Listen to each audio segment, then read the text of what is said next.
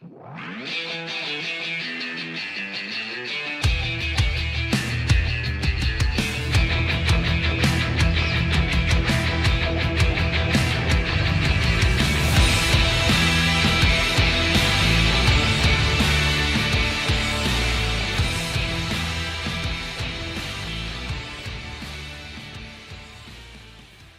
Harrison Price for Friday, November 21st, 2025. Presentation of Bet365. Are you okay there? Are you all sorted? I'm sorted.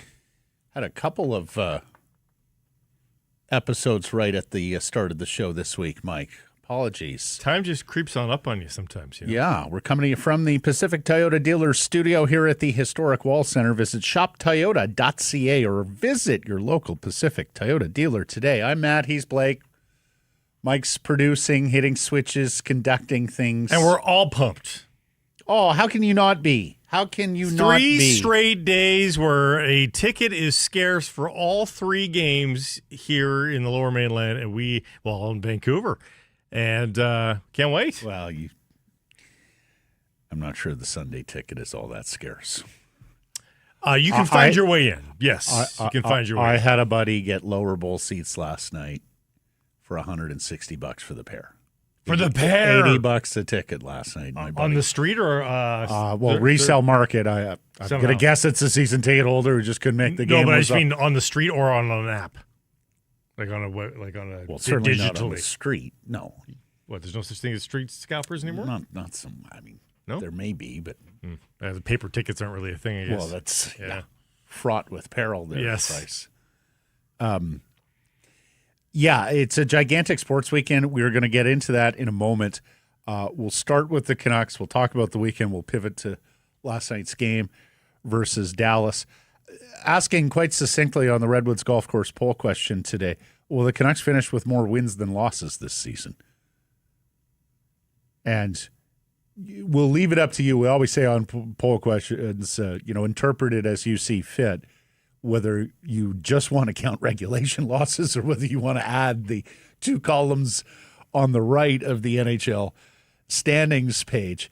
If you were doing that, then it is a heavier lift. It's a very heavy lift. Yes, to get more wins than losses. If you're just talking about regulation losses, that should not be a very heavy lift at all. Oh, I don't know. Even last year's team was 38-30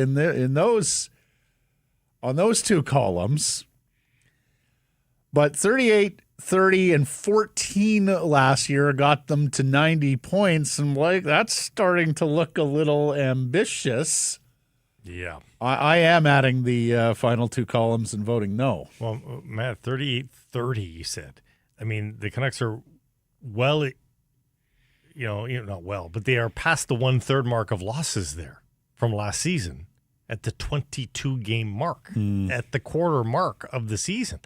So, that's why the panic, is not crazy, but it should be noted at the very least right now. This is a team that is in a hole. This is a hole. Again, 500's not the goal. No. 500. 82, you're 10 points out of the playoffs. Minimum 10. Yeah. If not 14. Right. So I do think the bar will be a little bit lower this year. We've mentioned this a few times. The Western Conference playoff bar did raise over the last couple of years, in part because San Jose and Chicago were just so terrible and everybody was fattening up on them. But go ahead. But your point. Calgary is pretty darn bad this year. We'll see how. That's left to be determined. But last year in particular, Nashville even joined San Jose and Chicago in being. I mean, I don't dreadful. think the Vancouver Canucks, and again, this is not advocating. I just think I know how this team operates. I don't think this team stands pat. I think they scrape and claw to incrementally improve. So I think they get over my definition of 500, and I know it's not true 500, but I still go by wins and losses. I don't take the 3 columns into consideration. As you pointed out, that's not an accomplishment. But I think they can do it. I think they finish with more wins than regulation losses. Okay. Yes. Mike, you want to break the tie?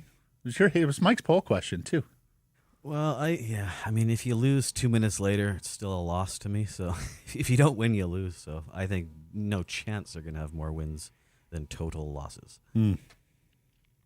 The total losses thing matters to me for the home record, because as we talked about yesterday, I think if a team loses 4-3 in overtime at home, the fans still go home going, "Oh, we lost the game." They might have been entertaining enough, but they still go home with the losing feeling. But in the grand scheme of things, it's a push. If you're planning a corporate event, that's what the Redwoods Golf Course does. They customize, they specialize, and they can add all sorts of fun bells and whistles. Get your group out on that large, heated, covered driving range. You'll stay dry, you'll stay warm.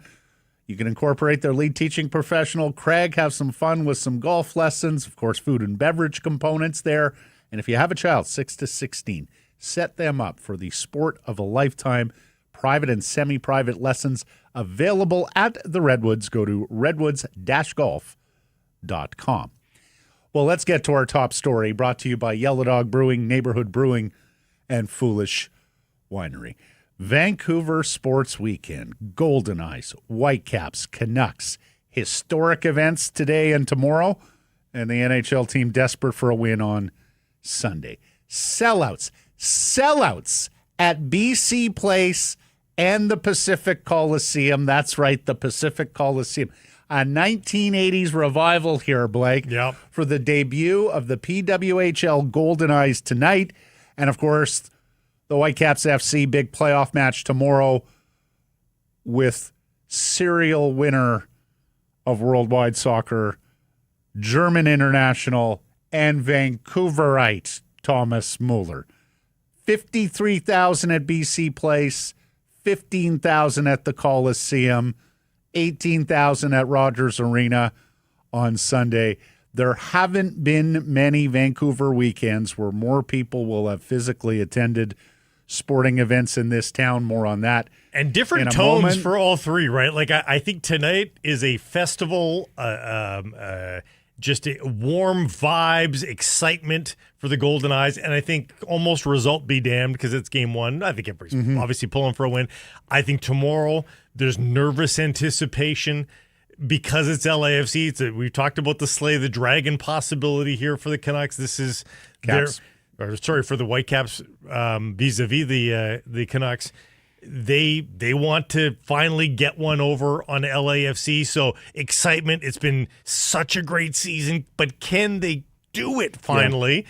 And then the last game is very different vibes from the two I just mentioned. It is, can you at least beat the worst team in the league? Yeah. It's going to be something in the order of 85,000 people at Vancouver sporting events across 3 venues this weekend. And that's without the Lions, who would have been a part of, well, most attended Vancouver sports weekend at any point over the last 7 decades. As you say, Blake, Whitecaps trying to slay their dragon in LAFC, this time with one of the great leaders and thinkers in all of global sport, the round-diter Thomas Muller. Goldeneyes at the ancestral home of the Canucks and the Giants, the first meaningful hockey game in that building in a decade. And Canucks coming off that loss can't afford another one to the worst team in the league. And also an ancestral rival in Calgary. And how about this? Take a look at this from our buddy Rob Williams. Had him on the show yesterday at the Daily Hive. Your get-in prices for these games as of last night. These are secondary markets or Ticketmaster, do you know? Well, they're sold out. Well, Canucks aren't. That's a low price for the Canucks. That's why I'm asking. Whitecaps at $128, Goldeneyes at $103, Canucks at $71. When is the last time the Canucks were the third hottest ticket in town? Wow. I hope Atu Ratu has got connections, because if you saw all the Canucks arriving. Oh, in the Goldeneyes jerseys. Yeah, nice job by those Canucks players. So Sherwood, I saw DeBrusque. Yeah, there's a look at them all. I hope that was the players on their own volition saying we Ratu said it was. Okay. Ratu said it was. He had to, and he says, I want to go. I don't have tickets yet. So I hope you know somebody, Atu. Yeah. I say that because, the Canucks have been under some fire recently for community involvement or lack thereof. So great on the players for taking that initiative. So I got curious about this weekend. I reached out to our buddy Jason Beck, the curator of the BC Sports Hall of Fame. We saw Jason the other night at Patrick Johnson's book launch party for Gino, the new book on Gino Ojik. And I just wondered, I said, Jason, offhand, do you know how many Vancouver sports weekends would have had more people attending events than this one? Mm-hmm. He came up with a few examples, but they are all mostly exceptional circumstances. For example, in 1983, when BC Place opened, they did a gala event at the stadium that attracted 40,000 people and then had 60,000 people in for a Whitecaps game. So they cracked 100K that day. I'm not sure if you call a gala event at BC Place a let's sporting put event. that in a different category. Yeah. The middle weekend of the 2010 Olympics had tons of finals, gold medal competitions, elimination rounds going on.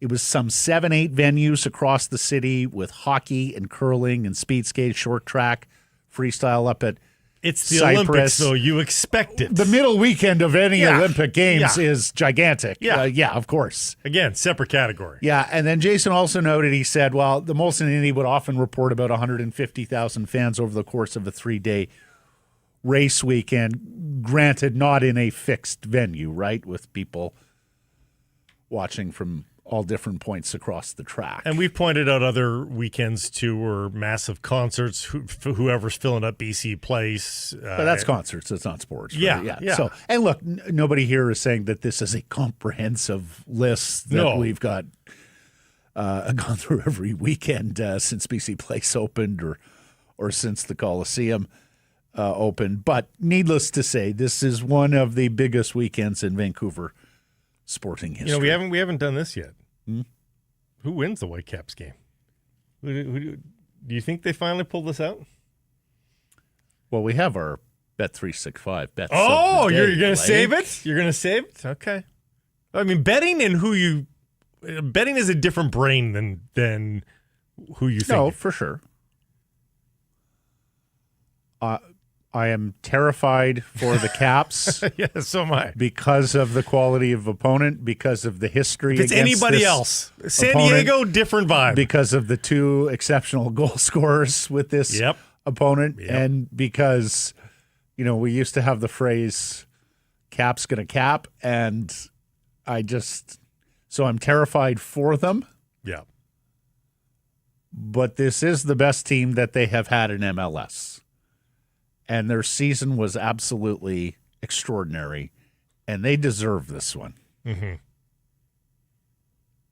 Yeah, I mean, if they've got everybody healthy and everybody's truly healthy. The other thing I'm worried about is what you mentioned yesterday, that the everybody is healthy best 11 hasn't actually played a lot or even a little together this season because of the injuries to Ryan Gauld and Brian White. Now, they've had a lot of training over the last 3 weeks. They've had tons of training. Alas, it's not live bullets. It's not. So anyway, you'll hear my mouth on that a little bit later. Okay. All right. I'm nervous for them as well. But if any team's going to do it, it would be this version of the Whitecaps. The Starborn Kolsch is back. You know the Starborn. We've talked to you about this year after year. This year, 4 more lucky furry friends are vying to be on the label of a Yellow Dog beer. It's the Make My Pet a Yellow Dog Brewing Star Contest. In the final 4 this time around, Aardvark, Mr. Eyeball, Ben, and Lizzie. Collaborative fundraising event for SPCA throughout its history. $265,000 in change. Everybody raised their Kolsch to Starborn, and the beautiful animals supporting the BC SPCA. Canucks lose 4-2 to Dallas at Rogers Arena last night, playing one of, if not their best game of the season. That game was good enough to beat most teams in the NHL on most nights. Alas, they run into a contender, one of the better teams in the league, and have nothing to show for it. Let's hear from head coach Adam Foote, who put a stake in the ground, said this was our best game of the year. We frustrated them the second period. We pretty much dominated that period, and you could see it in their game. Yeah, it was good. It was, Coach. It was a very entertaining game. The Canucks looked tremendous at different times. The puck movement, the passing, the threatening. That's also the worst part of it. Yeah, well, Like it went so well. So And they lost by 2 goals. Shots on goal, missed shots, attempts blocked. The Canucks out-attempted the Stars 76-42 last night. Yep. Plus 34 on the ledger. Not often they're on the right side of that, let alone dominant in that category, but that was the case last night. And so we are left to an old trope in this market. And look, the process is important. We talk about this all the time. You know, it's the spontaneous bounces of a frozen rubber disc. Puck luck comes into it. Not that it was all puck luck last night. And so we're left to talk about moral victories. Here's Elias Paterson. Well, not good enough if we lost. So definitely, it's a good team over there. We definitely did enough to win, but yeah, wasn't enough today. Yeah. This game turns ironically and cruelly on an 80-second span of 5-on-3 man advantage hockey for the Canucks early in the second period, where they do not score, where they do not threaten, and somehow they have managed to turn 5-on-3 into a Rubik's Cube, Blake. They have 3 minutes and 45 seconds of 5-on-3 power play time this season. They do not have a goal. That should be the fish in the barrel type stuff. And the Canucks unable to convert. And yet, here's the cruel part. Elias Patterson scores on the man advantage last night. The power play looks outstanding. It had been on a heater anyways, but yesterday, the puck movement, the unpredictability, crisp passing, 12 shots on goal with the man advantage. They've scored a power play goal in 6 straight games. No, like last night it was 85% on Rotten Tomatoes. Very good critical reviews, but the bottom line, they got the 1, but that was a game where they had the chances to get 2, and they couldn't. Well, especially the 5-on-3. Here's Patterson lamenting that failed 5-on-3. We got a minute 20 if we have to get a goal there. Games like this, tight, special teams could win us the game. Now we got 1 on power play, but when we get a long 5-on-3, we need to get a goal. He sounds better, too. We mentioned that about Q. Sounded like he had a little more pep in his voice this year. And Elias hanging in there. And, you know, those are the sorts of answers we remember from years ago before all the struggle started. And suddenly it became like and honest teeth. Answers. It's not snippy there. Exactly. That's what we all saw. Elias is telling us what we all saw. Now, that's right. If you confirm to the marketplace what they saw, honestly, with ownership, as you say, Blake, account, that's how you get on the right side of fans. Yeah. Even in a mediocre season like this, or middling season like this. Now, it looked good, and a lot of the stats looked okay too. Here's maybe where the separation is, Matt, in that scoring chances, middle of the road score, 23-21 in favor of the Canucks at 5-on-5. The shots, though, at 5-on-5 were 22-17. In favor of Dallas. That tells me, and Dallas won the high danger chances 8-6 as well. That tells me that the Canucks played with a lot of intensity, a lot of try, a lot of compete, and they got to places they needed to get.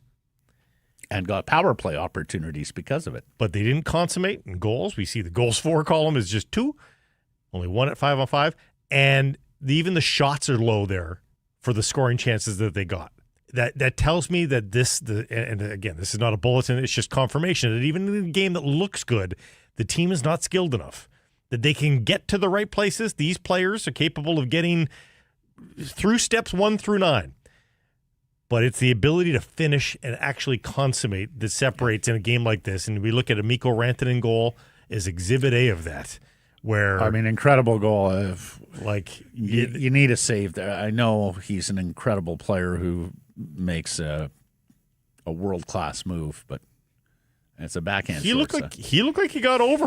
But the Stars find that extra millimeter that they need to get it through. Yep. Elias Patterson was excellent again. Sure, the streak of 4 games with two points ends, but it's a season high 24-43 for PD of ice time. There's the goal. 6 shots, 10 attempts. That's outstanding. I mean, he had talked about his goal was 3 shots per game. Well, doubled it up. And he was 16-5 in the circle.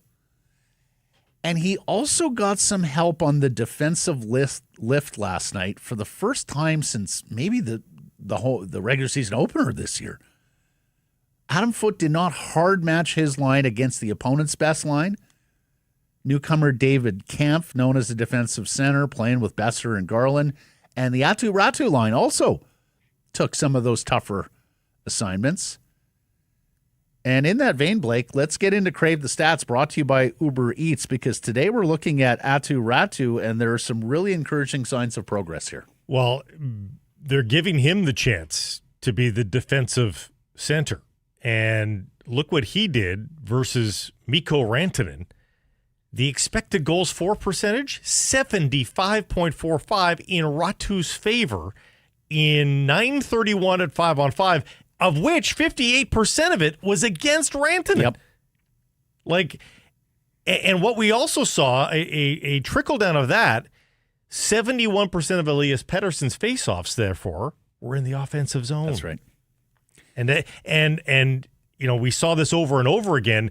Is Ratu in the defensive zone? Kampf was even getting offensive zone faceoffs, but there was a quick 10-second shift. So it's an icing call in the third. Paterson had been on recently, so Kampf gets the offensive zone faceoff. There's a quick chance. It's like a 10-second shift. It's another icing call. But it's, again, only 10 seconds has happened. Immediately, Kampf's line comes out. Paterson's line's back out. That's, again, treat yourself as a one-line team. Like the traditional one-line teams in NHL history have just said, he's our guy. Every time we can, they're in the offensive zone. Make Paterson a one-line team. They have to.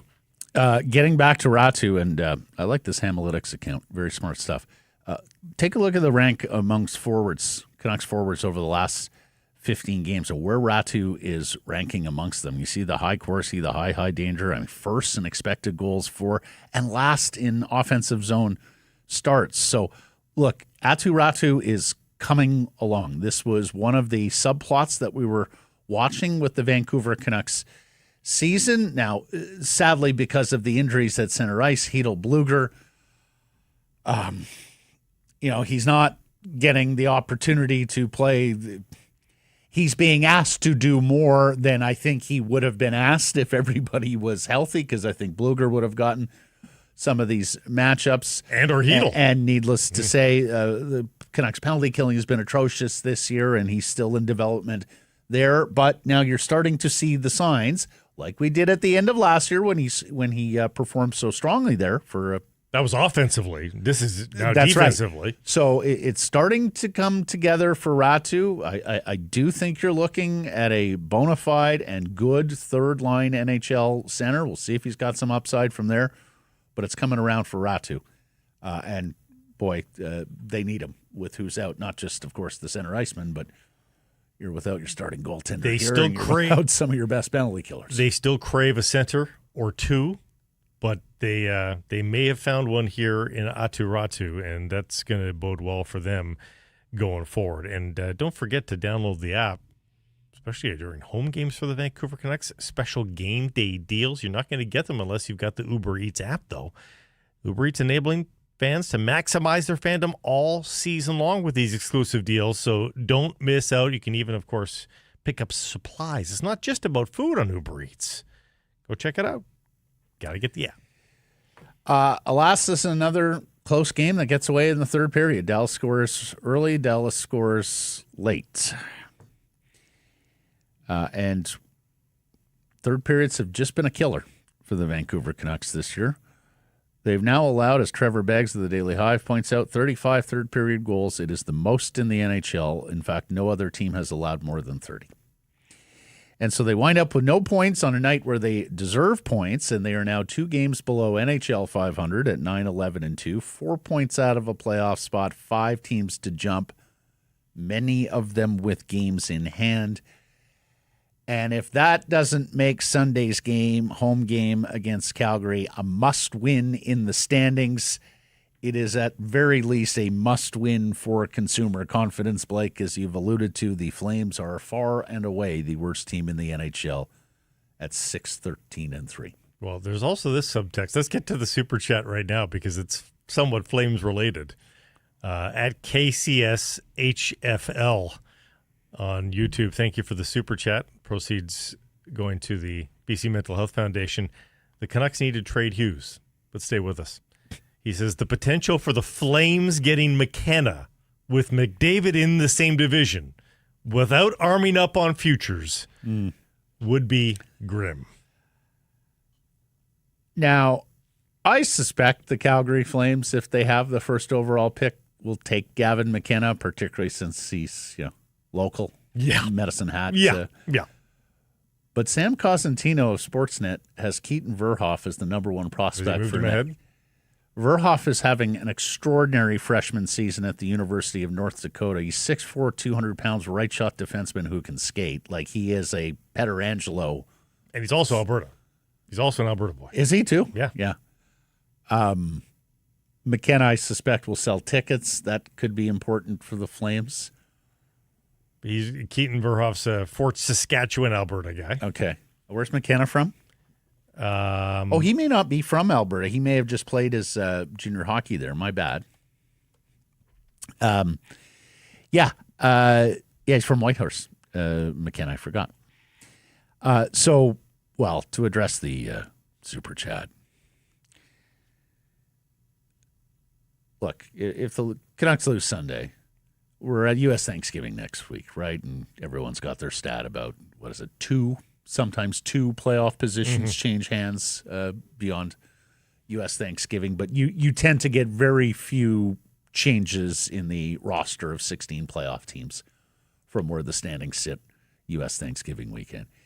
If the Canucks are still below that line and leaking more oil, yes, of course they should probably at that point entertain a Quinn Hughes trade and maximizing value.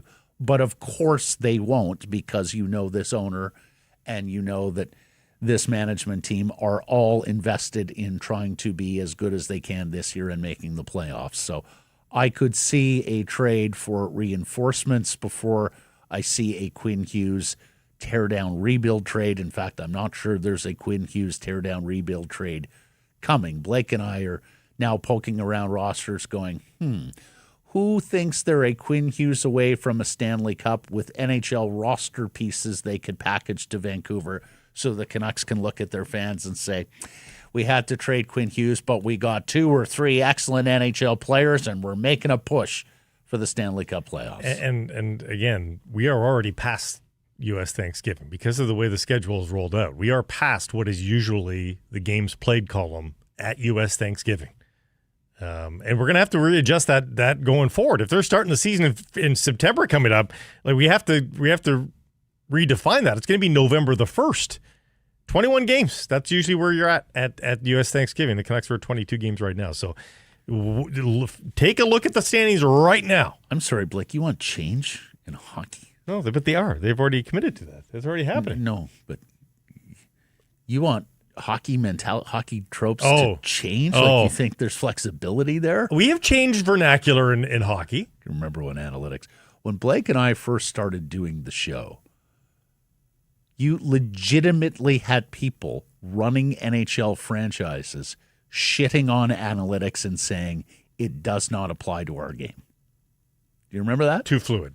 Yeah. Yeah. You're simultaneously playing offense and defense. It's a fluid game. There's fewer fixed events. Yeah, leave that analytics stuff in baseball. We don't want to have to deal with the math. We were told there would be no math, and you're trying to force us to deal with math? Now, guess what? Every team has an analytics department. Of course. It's as broadened our understanding of the game. It took 10 years. Yeah, I mean, look at some of the things that we referenced there, especially in that Ratu piece. I mean, it's part of the everyday conversation around NHL teams. This from Chris Johnson of The Athletic and TSN on Kiefer Sherwood.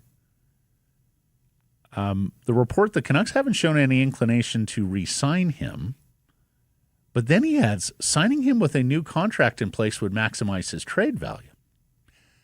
Now, when we have considered the future with Kiefer Sherwood, and we asked a poll question after his Hattie a couple weeks back about, re-sign him or move him, and actually had a good number of Canucks fans saying, love the kid, would love to have him here. 30-year-old, would love to have him here long term, but given his age, given where the team's at, given what he could fetch in a trade, because a very low salary here, they might be better off moving him.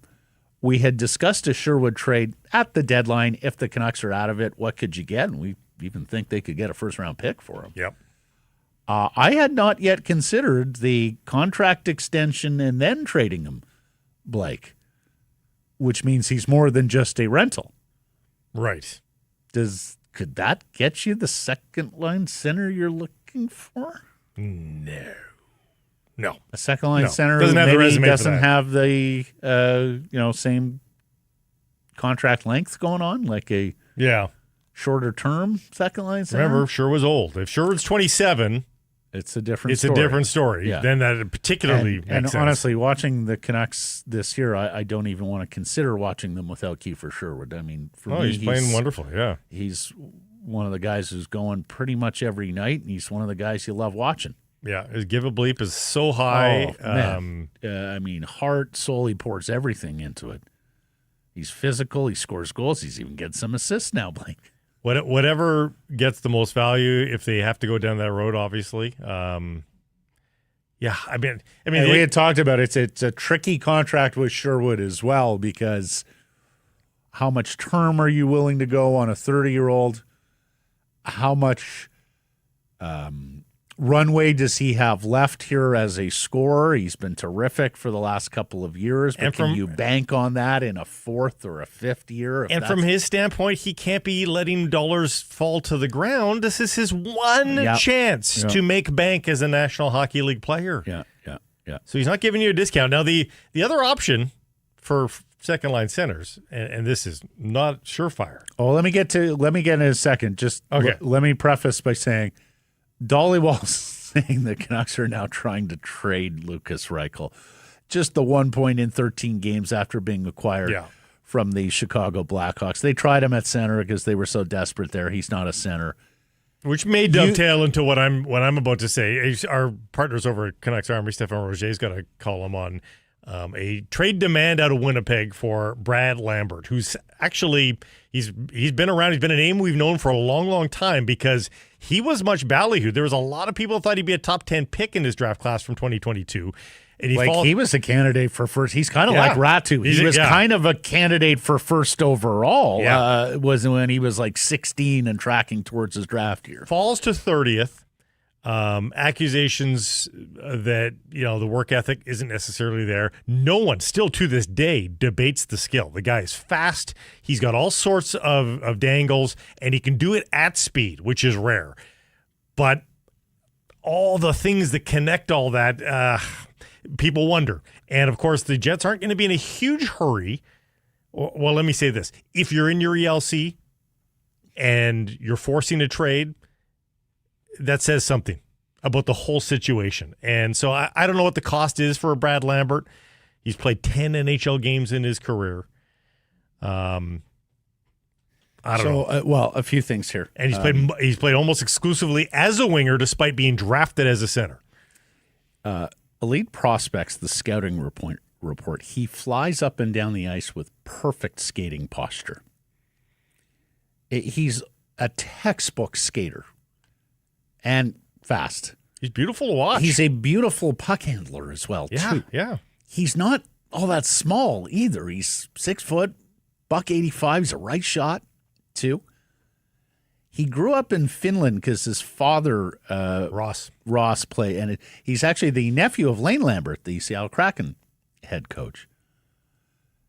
The other thing I'll say, and look, the concerns about work ethic and playing the defensive side of the puck, I think, have been there for some time. Yep.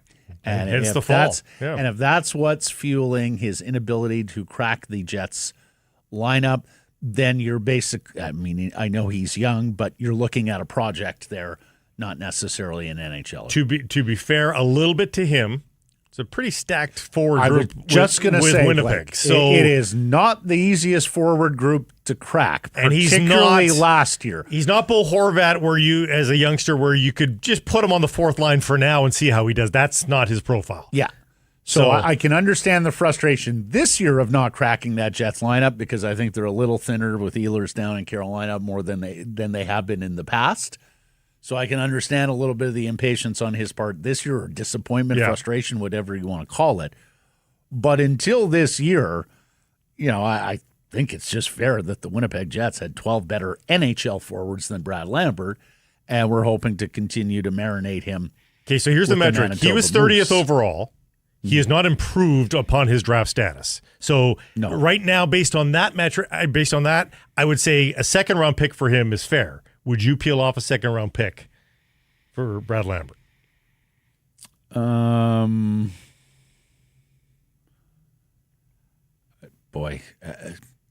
If you draft somebody second overall and he becomes Brad Lambert by 21. Second round, you mean? Second round, I say. Second round, and he becomes Brad Lambert. Gosh, his goal scoring just fell off the table last year at the AHL level. So his rookie year in the AHL is spectacular. Answer is no. My answer is no, not a second round pick. That's a little too There's rich. a lot of red flags here, yet the original... Like if I thought he could be a fix at center this year, I would have a different answer for you. Yeah. But I don't think, that you're looking at an NHL center, or I don't think the hopes of that are all that high. And I think you even have to ask yourself, how much utility is there in the NHL on the wing as well? I wonder. Okay, so that's I think we're kind of on the same page there. Here's but what is? The Canucks just had success with that. You made the Atu Ratu comparison, and they're having some success now with the Atu Ratu experiment here. Yeah. Do they look at it and said, this is very similar? We're going to give him opportunity?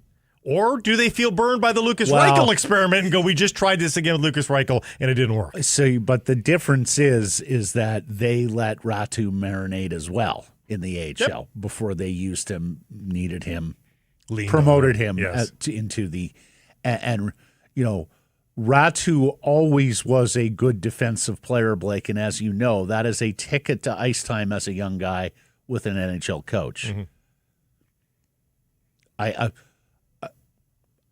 I can't imagine Adam Foote would be receptive to gifting a young player NHL ice time who it can't be trusted defensively, and that is more of a project at the NHL level. They just did it with Lucas Reichel. As Willie Desjardins said to us years ago, it's not the developmental league, although Corrado now tells us you are going to have to develop young players in the NHL going forward.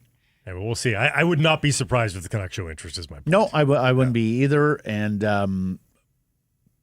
I wouldn't be surprised if somebody gives them a second-round pick, because I think there would be other teams that have enough draft capital or have enough organizational assets that they're able to peel one a little more readily. The one thing that brings his price down even further, though, Matt, is the assumption is here he wants to go to a place that's going to give him NHL time. So if you're going to peel off that second round pick, you're not legally obligated, but there is the understanding here you're going to give him a shot. Mm-hmm. And sticking with the Jets, congratulations to Coquitlam's Thomas Milic, a former Canadian World Junior hero, gold medalist from the 2023 tournament when he was outstanding in net for Canada. 22-year-old, played his minor hockey at the Burnaby Winter Club, was called up by the Jets today after star netminder Connor Hellebuck headed for a minor knee procedure. He'll miss 4 to 6 weeks. Milic likely to debut here in short order. Jets have Carolina tonight. They have Minnesota on a Sunday matinee game. 5-1-1 over his past 7 starts with the Manitoba Moose. Buck 73 goals against, .937 save percentage. Is it possible the Jets have another great young goaltender that's about to hit here? Yeah, I mean, the numbers... You remember when they called up Hellebuck, everyone was like, wow, he's a fantastic goaltending prospect, and the Jets' future between the pipes looks fantastic. Well, it still does all these years later with Hellebuck and now Milic. Yeah, no, it's pretty impressive. His numbers look pretty good throughout the course of his career. Be nice to have. And here's the good news: we debate, Olympic goaltenders for this year. He is Canadian, so if he did develop and became a great, by all means, please. Yeah, can he develop over the next 4 weeks? Yeah, no, for Milano, no, but down the road, maybe. Yeah, 5th round pick of the Jets in 2023. Winnipeg has done such a fantastic job drafting and developing since their return to the NHL. He played his junior hockey down the I-5 here with the Seattle Thunderbirds. So congratulations to Thomas. I'm sure he's got a constituency that'll be eager to catch these games on the weekend from the Winnipeg Jets. All right, let's get to today's menu. It's brought to you by Greta. Fantastic spot to pregame or postgame. You are mere steps from the arena and the stadium. Also a great place to catch the game. And if you're planning an event, maybe it's a team party, family reunion, workplace outing, check out Greta. They have the fantastic street food menu. I like the tacos. I like the smash burger. I like all of it. And the arcade that encircles the bar, air hockey, Pop-A-Shot, and more. For more info, book your event. Go to gretabar.com. Greta 50 West Cordova. Let the games begin. Fun show coming up here. We got JPat to unpack everything that was with the Vancouver Canucks last night and point forward to Sunday's game against the Calgary Flames. We also have Jeff Merrick on the show. Go a little broader with Jeff with regards to the Canucks and where they stand now and where they'll stand at U.S. Thanksgiving, that big barometer that NHL people love to use. Get his take on Elias Paterson. And some trivia. The Easter egg with Marek this week. We're talking so much about Celebrini and Bedard, the North Shore kids, and now add to that Matthew Schaefer, the 18-year-old defenseman with the Islanders, and their attempts to make the Canadian Olympic team. Schaefer added to the long list of Hockey Canada today. Yeah, IOC drug testing. How young has Hockey Canada gone in the past at the senior international level for a best-on-best tournament? There have been 5 Olympic tournaments contested by NHL players. We look at who some of the youngest players on those Canadian teams were in the past. All that coming up on the show. Plus, we'll get into all the football. Adam Hadwin, it's a huge weekend for Abbotsford's Adam Hadwin on the PGA Tour. The Goldeneyes, they've named their captain and leadership group, and, of course, the Whitecaps as well, who found out what their 2026 schedule looks like yesterday, Blake. And needless to say, this is a schedule unlike any other with BC We'll Place. also review the officiating for the big playoff game. Right, because we know Caps supporters that there's a wound there. See if there's any There is still a wound there. referee in this match that is a What was the penchant guy's for name? a pick play. Ford? What was the Tim Ford. Tim Ford. It is not Tim Ford, spoiler. No. And it is thankfully. not. No. All right, time now for our Bet365 bets of the day. And my hopes to sweep the week went down last night. Well, I mean, Ratu, we talked about him. He's good. He's tracking. He just didn't get a goal. So I'll let you fire first. I'm going, hey, new team in town, new place to bet. Yeah. The Goldeneyes. Great. On home, I think the wave of enthusiasm carries the day. I don't think there'll be any spoiling. They are the favorite already. To get the cheddar, I'm going to have to give up the goal and a half, though. So Goldeneyes minus 1.5. In worst case, I get an empty netter, but I think they can win this by 2 legitimately. Plus 215. That's a good number there. A lot of history there tonight, right? Who gets the first goal? Yep. Somebody will be hungry. Well, I told you I'm going on this Whitecaps game, and I told you I'm nervous as well. And make no mistake, this is the flagship franchise of MLS that they're facing, right? I think it's fair to say LAFC has taken over. And or Miami, but yes. Well, Miami because they have Messi, but these guys win regardless of who they have. Yeah. The Caps don't tend to make things easy on themselves in these big moments. Vancouver is a plus 115 favorite here over LAFC at plus 220 to win the game over 90.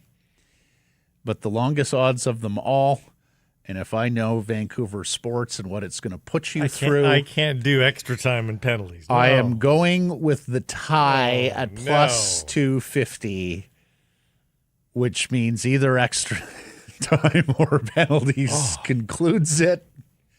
You get it either way with either team winning. Give me this game going beyond regulation at plus 250. Blake will be in attendance. Had a lot of nervy moments watching sports this fall with the Blue Jays. Honestly, I think we're in for another one tomorrow at BC. Okay, this Place. isn't part of your bet, but if you can envision that happening, it gets beyond. What's the score past 90? 2-2. Yeah, that's pretty safe. Yeah, because that's the other thing. We talked about that on yesterday's show, folks. Go back and listen. Kale and Kyle actually joined us from MLS on Apple TV. In boxing, they say styles make fights. I mean, this could be Hagler-Hearns.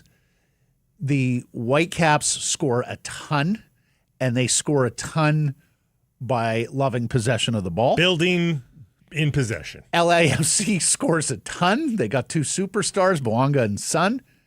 They score a lot off the counterattack. Lightning bolts. So, batten down the hatches. This could... I know there's a lot of people who are coolish on soccer or not the biggest fans that go, too many 0-0 games. I don't think there's a prayer that tomorrow is 0-0. I think you're getting a lot of goals tomorrow. In fact, the over is probably a fantastic bet on the game tomorrow as well. You can go over 2.5. You can get up at minus 150. But I think there will be highs. I think there will be lows. I think we are looking at an emotional roller coaster at BC Place. The last time these two teams met last year, the middle game was at BC Place. Right. And even the Caps wanted going away. 3-0. Yep. So even that hits the over. Yeah. Segment of presentation of Bet365. Whatever your bet, it's never ordinary at Bet365. Download the app, get in on the game, use code NATION when doing so. Must be 19 or older. Please play responsibly. JPat is next.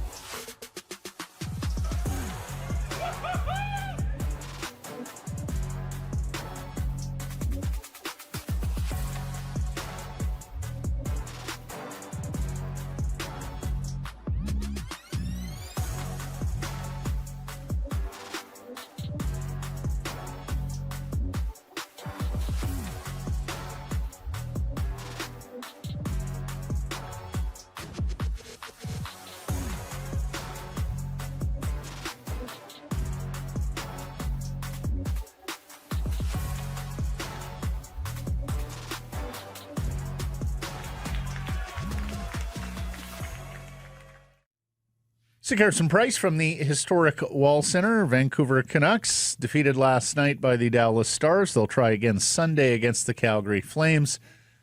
Jeff Patterson covers it all for us, our reporter, and, of course, the host of RinkWide Vancouver. G'day, Jeff. Hi, guys. It was a great process. The best game of the season from the head coach. I felt that. I didn't really want to say it out loud because it was a loss, but it sort of felt like the most competitive game of the season, and yet they lose, and it just feels like it's a pivotal November 20th game. Is that a thing, Jeff?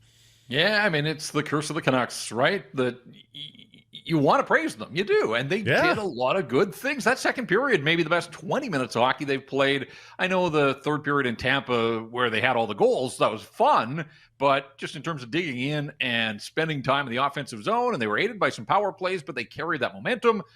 They had Dallas on their heels in that second period, without a doubt.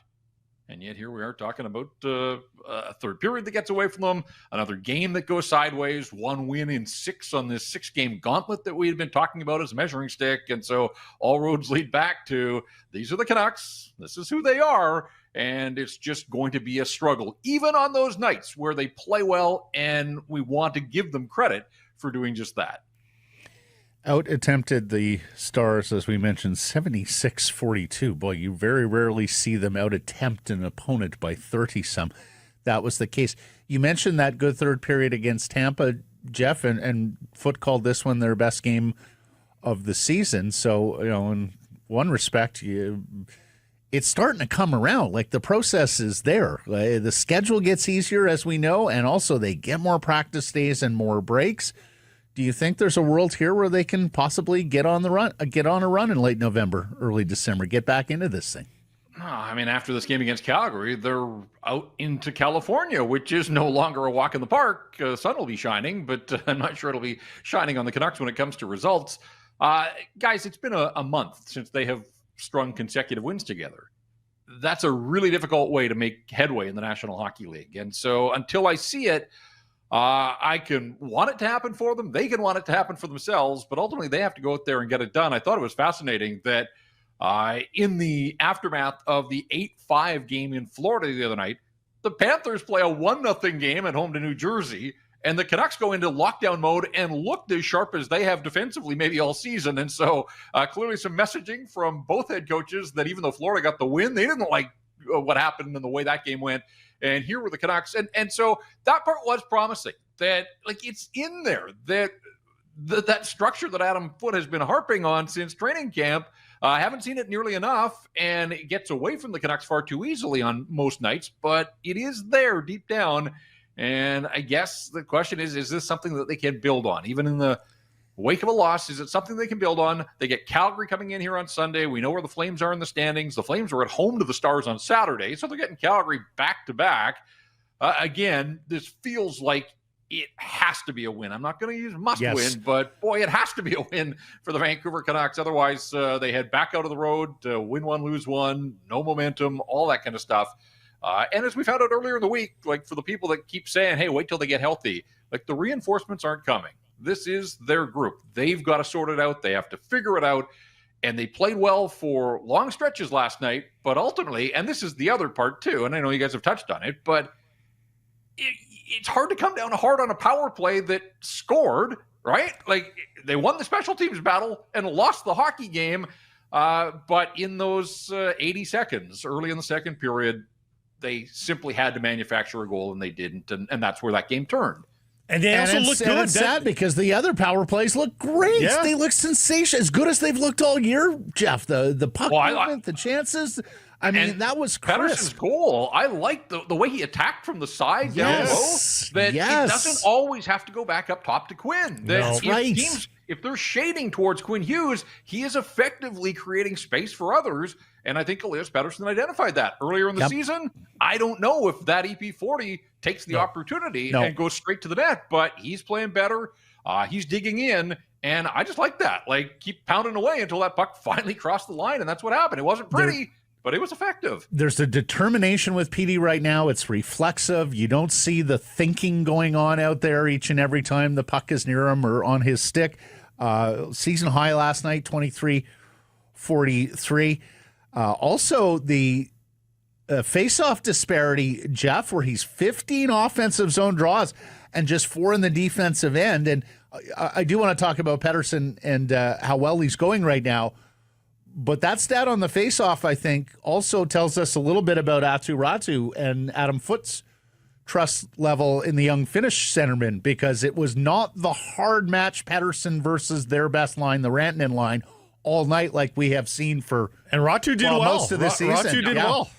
Yeah, and Kampf is the other part of that equation, and he didn't have nearly the night in the face-off circle that he did in his debut, but he's there now, and while I don't love him centering a line with Brock Besser and Connor Garland, I get that Adam Foote's hands are tied. I understand that part of it, and so it's where do you plug David Kampf?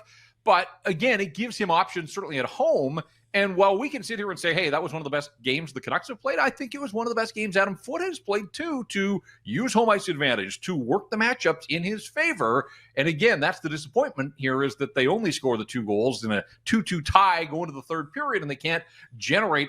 Guys, they were tied in Florida at 5-5 and didn't get anything out of that game, and this one as well. And so, again, it's a 60-minute game. They've got to play all 60 minutes. That's just, they're not good enough to get away with a period here and a period there. Just staying on PD, though, the one thing, and this maybe isn't even his fault, is on that 5-on-3. We didn't see a one-timer. Didn't see a one-timer attempt. They didn't put it in his wheelhouse. Like, the teams that score 5-on-3 generally make it look so easy. Zip it around, find an open guy, and he just rips it. And for whatever reason, they kind of wanted to work it on the perimeter far too much. Brock Besser was shooting. I think Hughes had a couple of shots in there, but I don't get it. I mean, Elias Paterson's one-timer remains their singular most dangerous weapon in those situations. And you can say, oh, teams may have been changed. No, it's 5-on-3. Like, work the puck around, make the Stars move so that you free up Elias Patterson at some point to get one attempt. That's all he needs is one attempt. And that was missing from the 5-on-3, and they're over in their 3 attempts with a 2-man advantage so far this season. I always wonder at 5-on-3 why you don't skate behind the net. Just get people wondering what the hell's going on, add a little bit of chaos to it, and you got the, you got that office. You got that extra guy to spare too. If this is the launching point for improved play, then it'll be a worthwhile endeavor. But the worry for me is it is now 11 games, Jeff. In 11 games, once have the Canucks held the opposition below 3 goals, which means, ergo, you need to score 4 goals to win. Like that's the pattern they have proven now for a month. That you need to score 4 goals to win a hockey game. That's a lot to ask. A minimum of 4 goals. That's the bare minimum, not the average. And the average is way higher than that. I mean, like, what do you do with that information? Hope and pray, I suppose, to some degree. Prayers are not a plan, JPat. No, I know.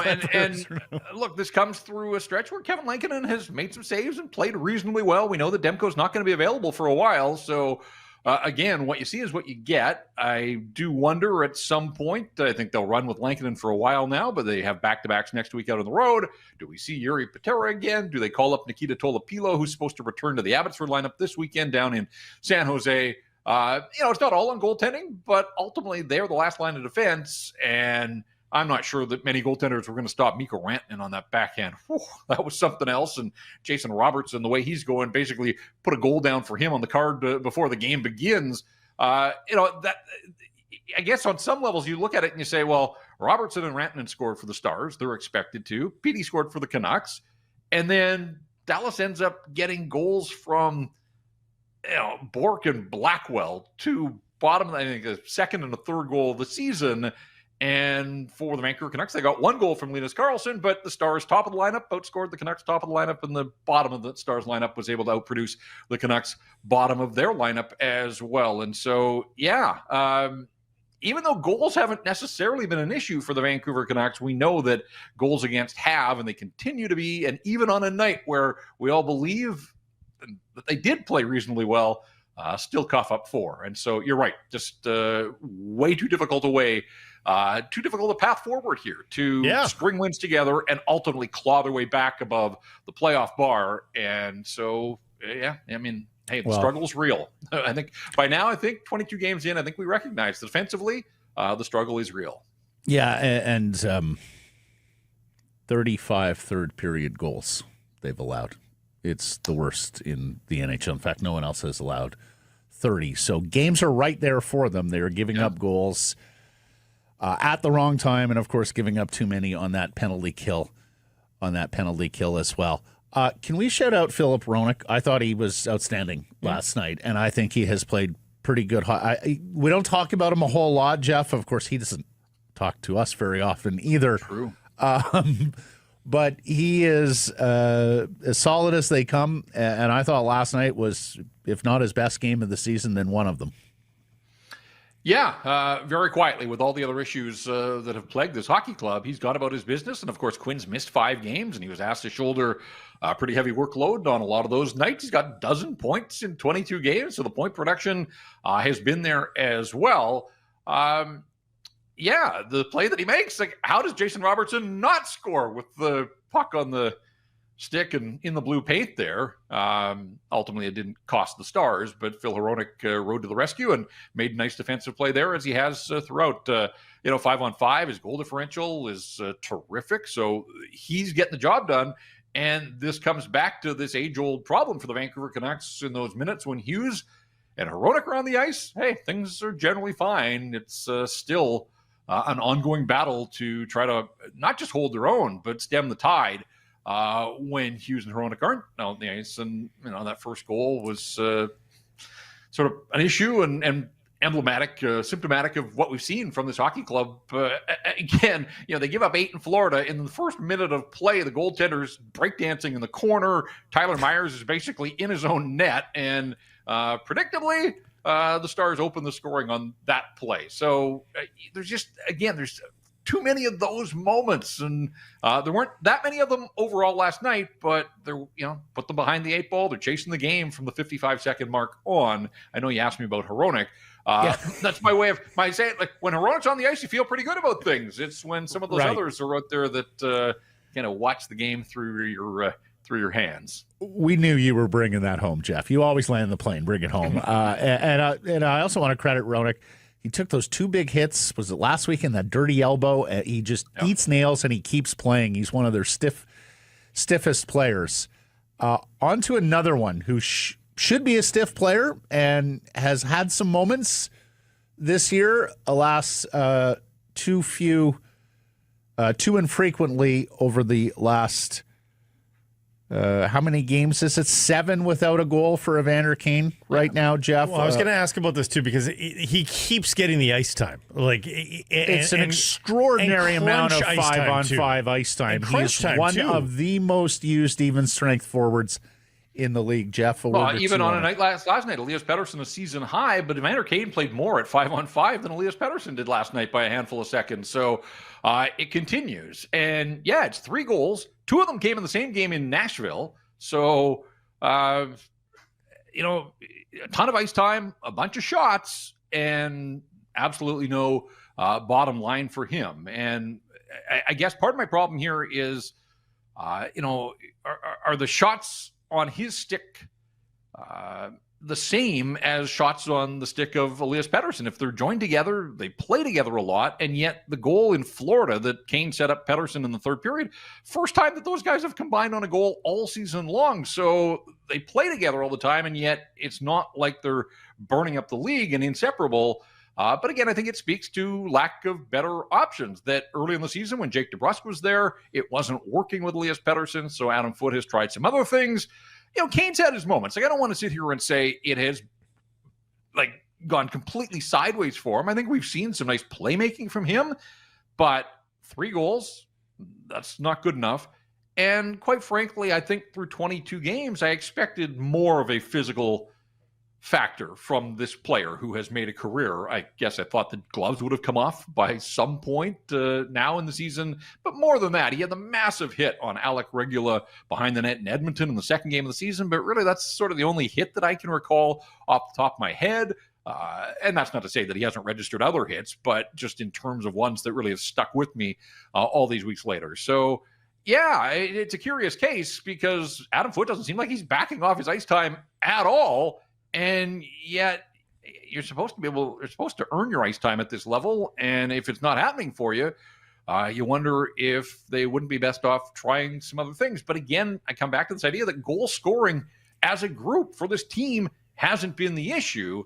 But, there have been some breakdowns defensively on Evander's part as well. A couple of shifts there where you shake your head, maybe not at the JT Miller level, but they certainly bring you back to a point in time here. And so, 2 ends of the ice. And if he's not contributing offensively, then you'd like him to be stout defensively. And I'm not sure that I can sit here and say that he's had an impeccable defensive record in his 22 games with this hockey club.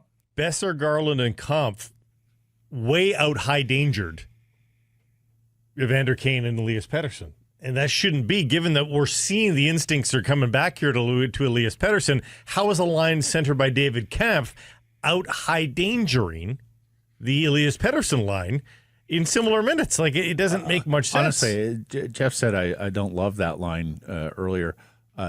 Jeff, I'll go further. I hate that line. And I don't know, what's the underpinning logic on playing David Kampf with Brock Besser and Connor Garland, despite their high danger? Yes. I think it's as simple as Kampf profiles defensively. He was going to take on some of the heavy matchups. We know that Brock has played that role and, again, has morphed over time. He's not just a goal scorer, that he played matchup minutes with JT Miller And then Connor Garland is the driver on that line, and the hope is that if they get the puck, maybe Garland can scoot away and they can get it into the offensive zone. I mean, that's my sort of sense of the thinking behind it, the logic. But again, if you're Brock Besser and you want to score goals, I mean, David Kampf is not the setup guy, has never been a 30-point guy in the National Hockey League. And again, Connor Garland seems to be able to give any line he plays on a spark. But yeah, it does feel like a misfit line. But I mean, there's a lot of things that are misfit about this Vancouver Canucks Hockey Club, unfortunately. Last question for you, from me at least, JPat. Dollywall is saying the Canucks now want to trade Lukas Reichel. And we were told there were other suitors, so okay, maybe there's a market for him. It's the 1 assist in 13 games, and of course he's not a center. It was well worth the shot, but he's not a center, and it's not working out. If we talk about they need goals, or at least they needed a goal last night, I think I'm ready to see Jonathan Lekramacky again. In place of Reichel or in place of somebody else. Given, as we talked about at the beginning of the year, you have few guys who are better natural goal scorers, naturally equipped to score goals. Yeah, I wouldn't have an issue with that. I think it was right to start him back in the American Hockey League after missing almost a month, but he's gone down there. Unfortunately, the environment now, it's so far at the other end of the spectrum from where it was last year that when you sent guys down last year, obviously in the second half, they were building to something terrific that resulted in a championship. Right now, it's survival mode. I mean, I do hope that they can get a few healthy bodies back at the NHL level so that they can restock Abbotsford and just give them a fighting chance. But I would say before too long here, I wouldn't mind seeing Jonathan Lekramacky back in the National Hockey League. I'll leave you guys with this one as well. And this is something that I've just been charting. You know, for a team that's in a lot of these games that could use a goal here or a goal there, the Vancouver Canucks have a league low goals, 4 goals from their defense all season long. Quinn has 1, and it came into an empty net in Dallas. It makes no sense. He's got a 2.2% shooting clip. He's due for a bounce or two. His shot volume, I was looking at this, his shot volume is essentially on par with the last 2 years where he scored 16 and 17. So that's a huge part of it. I get that. But we're 22 games into the season. The Canucks have 1 5-on-5 goal from a defenseman, and it was Tyler Myers off a scramble in Washington more than a month ago. Philip Hronek scored on the power play. Marcus Paterson scored into an empty net the other night. And the fact that you can just pull those off the top of your head tells you that the list isn't very long. There's nothing that says defensemen can't score goals. Cale Makar's got 8. Matthew Schaefer, the super rookie's got 7 alone. So, I see Quinn trying though, right? That's what I say. Like the shot total is there. He'll get his at some point, but he had 8 at Christmas. It's hard to imagine that he'll get to 8 this time around at Christmas. But there was this emphasis from Adam Foote in training camp about defensemen creating the next layer, jumping up into the rush. Now, a couple of things. They haven't been healthy, and I think that's affected the way that they've approached some games. They've defended way too much, so defensemen probably should be worrying more about defending than scoring goals. But when you're league last in any category, it tells a story to some degree. And again, just in a tight game, in a 2-2 game last night, a goal here or a goal there from a defenseman, from anybody, could have helped the cause. So I just point that out. 22 games in, they're on pace for 15 goals from the defenseman. They had 38 last year, and I think 37 the year before. So that's an area that, again, maybe some bounces, whatever the case. Certainly it could use a little bit of a boost.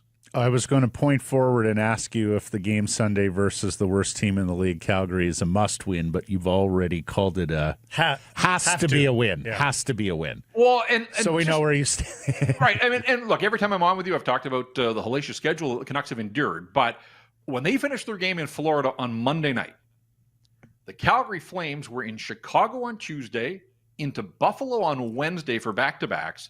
They hustle home. They play Dallas on Saturday at the Saddledome, and then play the Canucks on Sunday. In that time, the Canucks have been at home in their own beds with 1 game. So where they've been up against it with the schedule, complete 180. The schedule totally working in their favor against a bad Calgary team that has 3 road wins all season long, although they did get one in Buffalo the other night. So it's sitting on a tee, or at least it should be, but these are the Canucks. They can't take anybody for granted. But how about that for scheduling to get the Flames twice this year already, both times having played the night before in the province of Alberta. So it's there for them.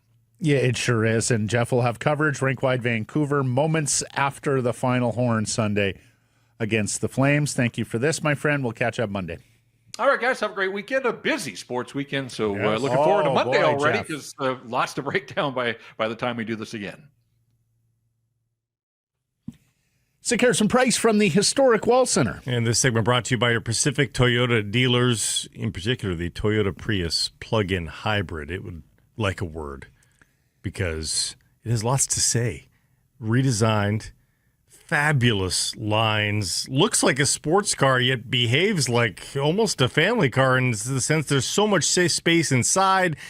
The range of the hybrid now, no range anxiety. You can operate it as an EV when you're locally, and then when you need more, you get more via the gasser. And you can charge it at home, 2,000 public charging stations. It's so easy and so much fun to drive. You can lease one, an SE, from $99 weekly at 3.49%. APR for 64 months, that's with $3,600 down, and you get a $3,000 discount right now. Visit shoptoyota.ca or visit your local Pacific Toyota dealer. Let's say you had a 2012 who's a hockey player and needed a lift to the game. Okay. And maybe some of his buddies needed a lift to the game as Prius well. works. You think you get like Prius 3 or 4 works. bags hockey gear for 2012s in the back? There's not many cars that can do 4 hockey bags, but it could probably do 3. Okay. Yeah. No promises here. Yeah. It's not yet warranted, certified. Here's Jeff Merrick, the host of The Sheet here Hang on the on. Nation Network. Hang on. Hi. I have a RAV4 hybrid, and I've done 4. I've had 4 kids. You got a and big hatch in a RAV4. It's different. Come on. Yes. This is a sporty car. That's right. Come on. That's right. Gotta think about what you're talking about. I get it, yes. Mm-hmm. I also have a 2010, Matt, if you want to throw that in for a little bit of spice, too. I want to raise my douchebag hockey dad quotient even that much higher. Here comes a guy that talks about his kids like they're like he's a scout, and But they're just 2010s, they're into the senior size bags now. Yeah, so 2010s. That's They a are. bigger boy And- now. Yeah, and they're sort of at the, I'm just going to grab a ride with Adam. Oh, I'm just going to grab a ride with Jason. Like that's the level they're at, right? Yeah. And I want to get to the rink an hour and a half early for home games, because now all of the sudden there are female fans that come to the games on a consistent basis, which is the new wrinkle into hockey here. For When some of my friends first started getting their driver's license and it became like pick me up for football or basketball, my parents absolutely loved that. They're like, great, we don't have to anymore. Well, it trims an hour because you got to get there early. We thought we were the coolest, rolling up into the parking lot with our gear. You know, no parents. Mm-hmm. We're 16 now. You know we what drive. though? I loved it too. I loved it, and for me, that's back when I played in that's how old I am, the MTHL. But there was nothing better than both playing MTHL and high school hockey at the same time and getting rides from your boys to the rink. And now that I'm at the other end of it, you know what I dread? What I absolutely dread as a parent? The final drive. It's coming. Oh, yeah. It's the last drive is coming. Yep. I don't get scared. I'm not scared of many things in life. You get to a certain age, it's like, whatever happens, happens. No, I'm scared of the it. last drive scares me. I don't know what I'm going to be like. Well, I did the last drive for just one kid, not my last drive ever, but I still have my baby. But my third is retired now, and even that was tough. Yeah. Well, all right, on that think solemn of the note. parents here. Yeah, exactly. Why don't you keep playing? I'm not ready for this emotionally. Keep playing, please. Hey, guys, what's going on? Yeah, well, on that solemn note, let's turn to the Vancouver Canucks. Keep up the theme. Good. No, it was a fun game. You were saying off air. It was a It's fun good game. They played well. Yeah. Might have been the last drive still. Third period, kind of things crumbled a little bit, and you are playing against Dallas, like a team that could win the cup. Yeah. I thought they played good. I really did. Like I first of all, I enjoyed the game. It was a fun game to watch. They're really competitive against a team that, like I just mentioned, could win the Stanley Cup. There were some boo-boos along the way, and when you're a team that can't score its way out of its problems, and when your mistakes end up in the back of the net on a consistent basis, it's tough. But I thought Hronek played really well. I thought Lankinen played really well. I thought, Elias Patterson continues to improve throughout the season here. But still, at the end of it, it's a loss. You pointed out the nonsense of this sport, though. They have played subpar on a lot of nights over the last 5-6 games and scored 5-6 goals. I know. They play what looked like it was going to be a Mona Lisa, and they can only get 2. Like, the sport doesn't make any sense. Sometimes you paint a Picasso, sometimes you paint a barn. Is that what you're kind of getting at here? But it doesn't correlate to the scoreboard necessarily. Last night they were painting a Picasso and ended up with That's 2 hockey. goals. Yeah. You know what I've always felt? I'm curious what you guys think about this. I've thought about this one a lot too. It seems to me, and again, I am doing this based off nothing but vibes.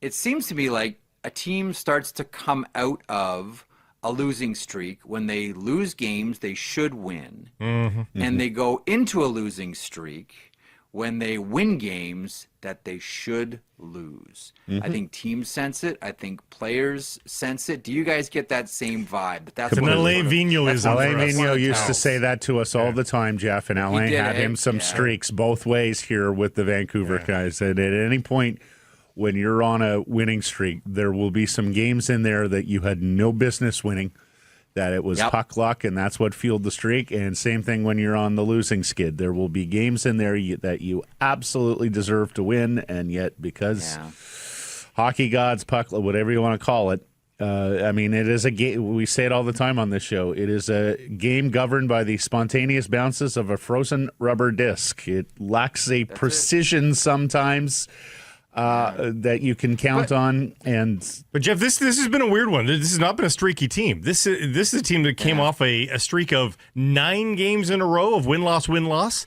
Like, that's what they are, and that's almost what gives today a little bit of panic, because for the first time, I think since maybe week 1 of the season, they are 2 games below 500.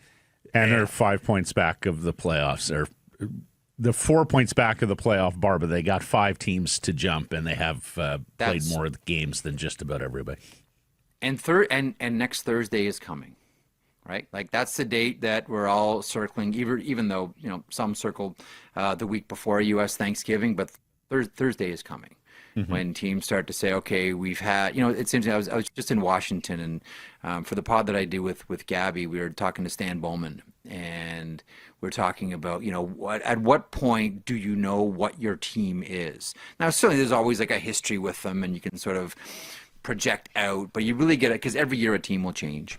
Sometimes it'll pop, sometimes it'll take a step back, but it's generally right around that time that you decide, although complicating things this year, maybe more so in the Eastern Conference and the Western Conference, everybody's more similar than different. Like, specifically in the East, it seems as if not every team's identical, but teams are more the same than they are different. It's almost like these teams are all the same team, and you just sort of mix them up on every night, and that's why it's so packed. It's a little bit different in the Western Conference, obviously. But you start to ask yourself, do we have enough to play at a pace where we can jump over teams? Like, is there enough that you've seen that you say, you know what, this is just hockey, and it's going to course correct over 82 games? And I know that we all grouse, and I'm the leader of that charge. And I'll grouse about it even more next year when it's 84. We all grouse about how long the season is, but it really does give you a snapshot of, who belongs and who doesn't belong. Injuries are, of course, a mitigating factor, and I don't need to talk to Vancouver Canucks fans about what that can do to a team. But you have to really think to yourself and have those honest conversations. Can we, and this is what Vancouver's doing going up to next Thursday, do we believe we can play at a clip that'll allow us to jump over all these teams? Because not just the points, it's the teams ahead, as you mentioned. That's the question you ask yourself. All that, and that's the big picture, and that's something that we'll get, more and more in view as we get to next Thursday and beyond. Have you seen what Elias Patterson is doing here, Jeff? Like, we're asking the question, is he all the way back here? With what he's done over the last week, because gosh, he just looks like the weight of the world is off his shoulders, and that he's actually playing with confidence for the first time in like nearly 2 years. You don't have to be a Vancouver Canucks fan to be happy for Elias Patterson. Like, there are just some people in the game that you cheer for, that you want to do well, knowing what they have gone through. And Elias Paterson is, at least for me, a really easy person to cheer for. I'm happy for him. I'm not saying that he's back to 100-point Paterson, but you're starting to see some success. I thought he was burying that one last night, by the way, on that Esa Lindell gaff. Like, it's right in front of the net. Like, that is sweet spot of the bat. Elias Paterson, bam! It's Yeah. I thought that one was, and maybe you could say, like, oh, the 100-point Paterson scores that all day, all night. I thought he was more of that one, but that's just because we're no longer saying he's going to find a way to miss that. Now you're getting to the point where, oh yeah, that's going in. He's like, your first instinct is not how is he going to mess up here in this great spot. It's, oh yeah, this thing's in the net, and it's a surprise when it doesn't happen. So maybe that's one of the great indicators here that, and I don't think he's all the way back to that peak performance that we saw a few years ago. No. But he's getting there, and that's promising for the Vancouver Canucks. Obvious statement from Marek. You can almost see on his goal that light that went on that said, oh, okay, I guess I got to take this to the net. And you can almost sense a small reluctance. Like, he's still breaking down interior barriers, I think, in his own brain here, Jeff, where he wanted to pass, but he's like, oh, God, there's a lot of space there. I think I got to fill it. And then he goes and fills it and he scores. This. You know, like, it's not his first instinct. Like for a lot of players, it's their first instinct. But it's coming. It's like a 12-step process. It is. He's breaking down there. He's there in stages. But see, I know we always. Okay, let me say it this way. You know, we always complain about walk-off interviews, right? In the intermissions, they don't say anything. They have nothing to say. They got marbles in their mouth, and just let them get to the dressing room. They don't need the towel. We don't need the one shot. But I'm always of the firm belief that players, like Blake, to your point, like, when someone like is too much in their head and they're overthinking something, like, okay, this is my instinct, but I got to break my instinct and I got to do this. I'm always of the belief that, and we generally on walk-offs, you guys know this, you take the player that did something in the period and then you ask them to explain it, and they do a bad job, obviously, because it's like they're not thinking it. No, it's just instinct, and they're playing. Like, so what happened on that play? I don't know, like. So-and-so made a great play, Stevie to Joey to Freddie, and came to me, and I put it in the net. Like, it's always awful. Yeah. But I think that's natural because great players aren't thinking. No. They're just reacting, and so much of hockey is just a reaction and instinct game. As much as they put together like game plans, and this is sophisticated, and this is what we have to do, and this is our system and all. Hockey's a game of like, okay, then the puck did this, and then I did that, and I reacted to this, and that's why those interviews are usually horrible. Yeah, But, you're just training the rats I think into patterns is all you're doing. But you're still trying to have them not think. Mm-hmm. Yeah, but that's the thing. Like, okay, yeah, you try to fill up their brain with all this hockey knowledge of what to do, and then forget it. You know, like I've got this. Can I show you something? I've got this right in front of me here. It's an old Alan Watts quote. I don't know if you can see it's kanjis from Alan Watts from the 60s, and it says, "Unlearn something daily." That take what you've learned and unlearn it every single day. The old saying is, the man of the university learns something daily. The man of the Dow unlearns something daily. And it's always sort of stuck with me. Like, don't let the cement harden around what you think you know. Be in more of a sort of flow state about it. So Blake, I've thought about like what you're talking about a lot as it relates to sports, and you can see it when it's in people's heads. You can see when it's like, my instinct is to pass, but nope. This is, and it might just be a tiny little second as it is in hockey, but for Elias Patterson, it's the world at that moment. I'm so glad you brought that up because I think it's such a great point that's like this other hurdle that he still needs to get over. Unlearn something here, jump over that hurdle. But it's close. Don't let the, like you can see him. He's getting there. Yeah, he's getting there. Pushing him over. We can switch gears on something that's not getting here. Was that too pretentious, by the way? No. Is that too never. Pretentious? Drop it. I liked it. No, we sayings on your show. We do pretension here. No, we do. We have a high tolerance for pomposity on this show. Have to widen the door frame to fit my head on the way out. And the feathers. I got the bad feathers today, so I got the lid. Yeah. It's going to be an extraordinary night at the Pacific Coliseum tonight, Jeff, when the Vancouver Goldeneyes play their inaugural game. They've sold it out, so they'll have 15,000 plus in the building. The building's got spruced up a little bit. Help us out here on the PWHL. Like, how have things gone in the other? Because Vancouver is a big time event town. This is an event, and so the game is sold out. They're not talking about season ticket numbers. The Goldeneyes are. They say that's proprietary, but they say it's the highest in the PWHL, though. Yeah, how successful have the other franchises been? Like, how long's the honeymoon period, or are these just humdinger businesses that are off and running from the jump?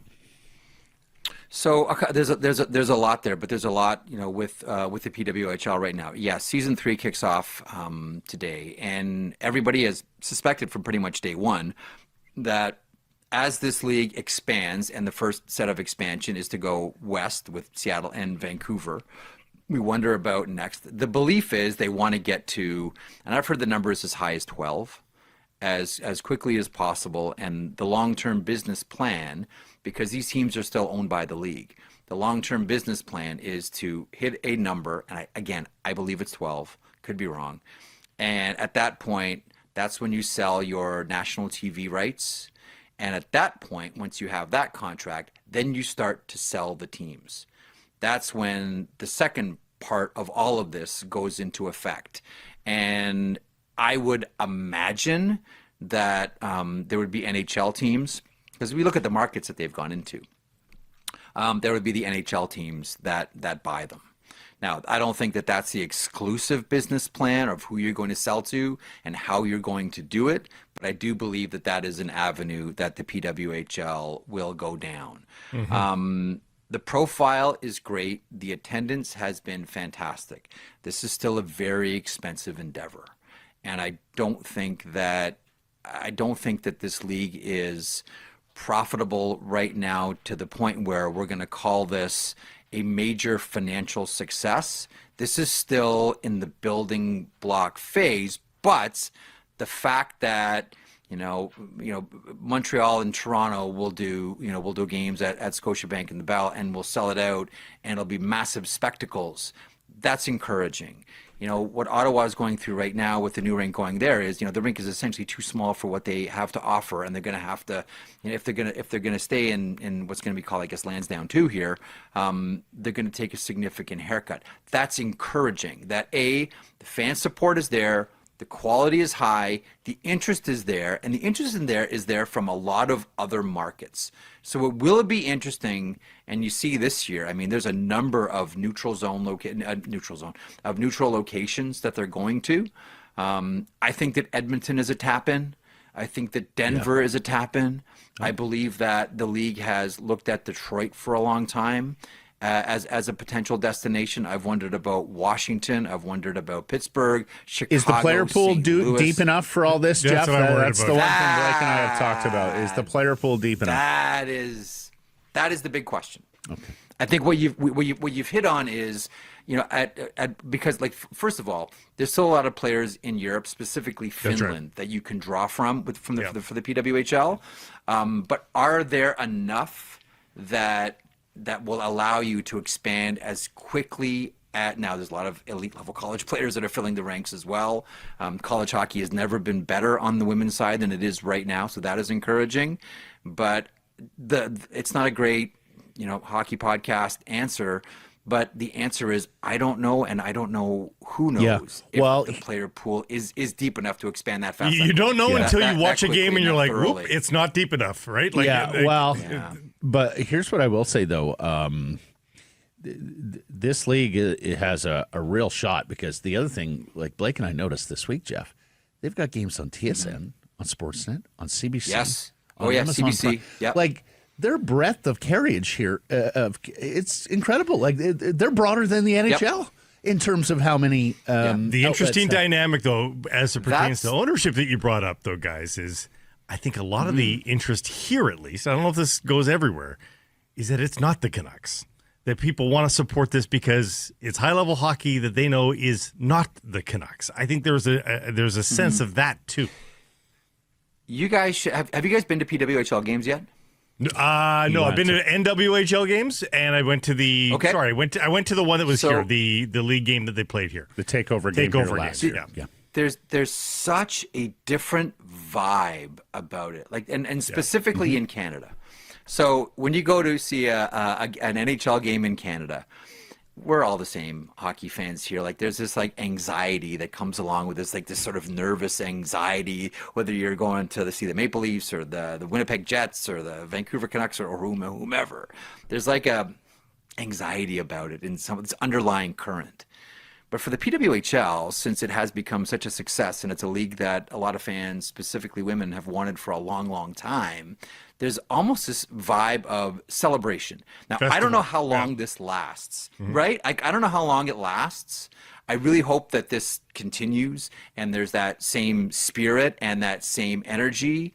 You know, I remember going in the first season and, you know, like women who had played their whole lives, like watching this, and I would talk to them and like no joke, like tears in their eyes saying, we never thought this was possible. You know, there's one sign that I saw in the first season, and this one funny, but two, it's a real kind of gut punch. These women, they would have been in their mid-20s, I believe, with this one large sign that said, if we knew there was going to be, we would have tried harder. And on the first hand, you look at it, you go, okay, that's funny, that's kind of cute. And then you really think deeper about it and you go, man, that's embarrassing for our hockey culture. That it took this long to get there, where there's finally a league for all of it. Like my first instinct was like, that's a great one. That's an awesome sign. And then I thought, oh man, it really has taken a long time. I don't want to get too deep into it because we're a little tight for time, but I would argue that the timing was perfect. Well, talent pool wise, yes. Well, not just that, 100%. but also the commercial audience being there. There were efforts made broadly across a lot of sports, across a lot of sports media companies. You remember TSNW? Like 20 years ago, they tried to start a whole. Yeah. Jennifer Hedger was the centerpiece of all of it. That's right. Right, exactly. And let's face it, the WNBA had some really fallow years there for quite a long period of time. Yeah. But over the last 5 years, I would say, the groundswell for women's sport has never been bigger in my lifetime. And there's a commercial audience there now across several sports, too. So the WNBA was the canary in the mine shaft, right? When it flourished, everybody was like, oh, okay, we can do this now. Yeah, and so you're seeing it now, like NCAA basketball, what Caitlin Clark did. Do you know that? Do you know that NCAA women's volleyball has gotten huge? Like Nebraska's got a program so good they can put a court on the football stadium and it's crazy. So it's massive. Yes. So something has fundamentally changed here in terms of the appetites of audiences and.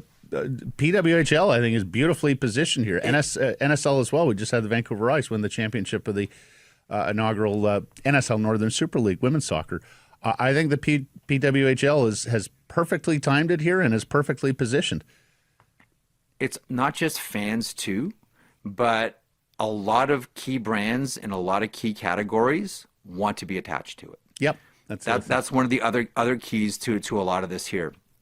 Still, right now, it's going to be a butts and seats driven league, but there are a lot of brands that want to attach themselves to the PWHL and attach themselves to the to the women's game. And I agree with you, Matt. Like the timing of this was perfect. Yep. And the one thing that I do wonder about, not to sort of throw a wet blanket on all this, but further to the point about, you know, what's the level of quality going to be as they expand.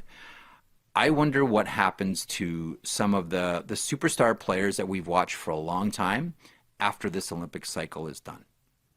Now, there's plenty of like the Sarah Filliers to come in and replace, but like at a certain point, Marie-Philippe Poulin is not going to be playing hockey anymore, right? Like there's a lot of athletes that will, you know, make that decision, and I wonder about it as early as the end of this Olympic cycle. Hey, the Northern Super League is flourished in its first year without Christine Sinclair involved, right? Who'd have thought that? You would have thought you'd build that league around her. Without Morgan, some of the U.S. stars too that have recently retired. We're gonna miss Pooh.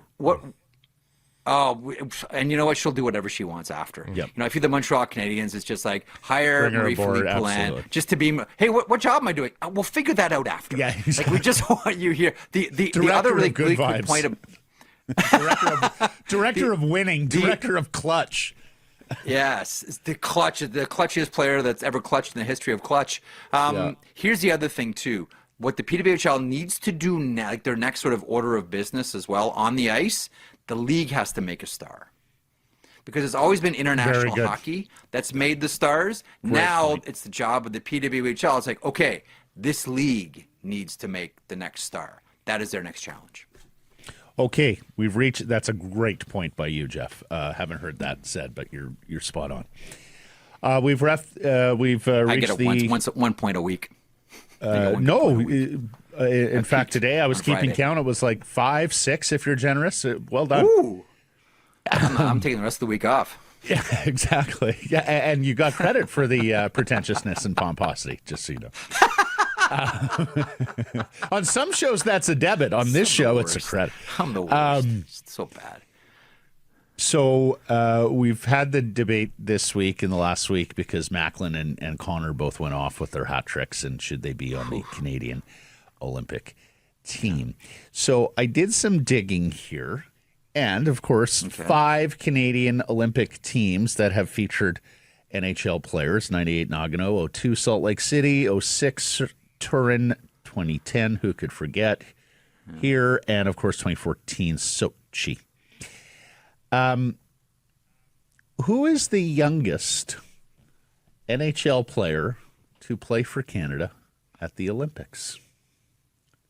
Sorry, NHL How era. young have Hockey Canada gone in selecting a NHL player era or for all time? of those 5 NHL era So Olympics? starting in 98. Starting in starting 98, youngest member of Team Canada over those 5 Olympic teams and games. Is it Doughty? Very From good, Vancouver? Jeff Merrick. Wow, Is it really? Doughty? Drew Doughty at 20, 20? years old Yeah. here in 2010. I can find 3 21-year-olds who made Canadian Olympic teams. 1 in 2010, the other 2 earlier Olympiads. Oh, wow. Is Eric Lindros one of them? Eric Lindros is not one of them. I suspected Lindros too, but I think he was like 23, 24 on the Nagano team. Korea? No. Um, One of them from Salt Lake City, one of them in Turin, one of them Vancouver 2010. 2 wingers and a centerman. I'm going to be just throwing names Jeff, out any there. guess? Okay. Brandon Morrow? No. Simone Gagne at 21 years old on the Salt Lake City team. Okay, yeah. He was probably the last guy on that team, too, if I recall. I believe if there was any debate about that. Great player. Rick Nash in 06 in Turin was also Okay. 21. And then Jonathan Taves here with Yes. the Vancouver team. Yes, that makes In sense. I was going to guess Taves originally. But Okay. here's the thing. So Guys, like you will see a lot of 23, 20, and you especially see 24 and up. You don't see a lot of guys 23 and under playing on Canadian Olympic team, like best on best Olympic teams. What if these kids make it? They will be absolutely shattering the paradigm here in terms of what Hockey Canada has selected in the past. are you leaving someone out, though? What do you mean? Fresh off a 6-1 road trip with the New York Islanders. Yeah. well, Oh, Matthew Schaefer. Matthew he just got added to the long list. They're clearly thinking about it. He I mean, gets- they didn't have to add him to the long He list. gets, Yeah. he gets the Dixie Cup. He gets the Dixie Cup treatment. Yes, he does. Here's the other one for you. Is I know it's way too early, but what the hell? Is North Vancouver the new Cole Harbour? Yeah. Yeah, we made the same comparison earlier the week. It was our headline yesterday, actually, It's- or 2 days ago, whenever it was. Yeah. It's remarkable. Yeah, it's what's, silly. Blocks away what's from each happening. other, effectively. Okay, on that note, Lake's a North Vancouver guy, Jeff. Well Yes. done. Yeah, send him out here with the Bicket. Big heads. It was a theme here with Marek. Thank you, sir. Until next Friday. I had the hat on to contain it. Thanks, boys. Be good. Yep. Harrison Price from the historic Wall Center and the Pacific Toyota Dealer Studio, built by Arbor Lee. Big game downtown. Yeah, there are big games downtown. Make it more than just a night, make it a memory. Stay steps from the action here at the Sheraton Vancouver Wall Center. The Harrison Price exclusive rate. Call 604-331-1000. Mention us. Some blackout date supply. Subject to availability.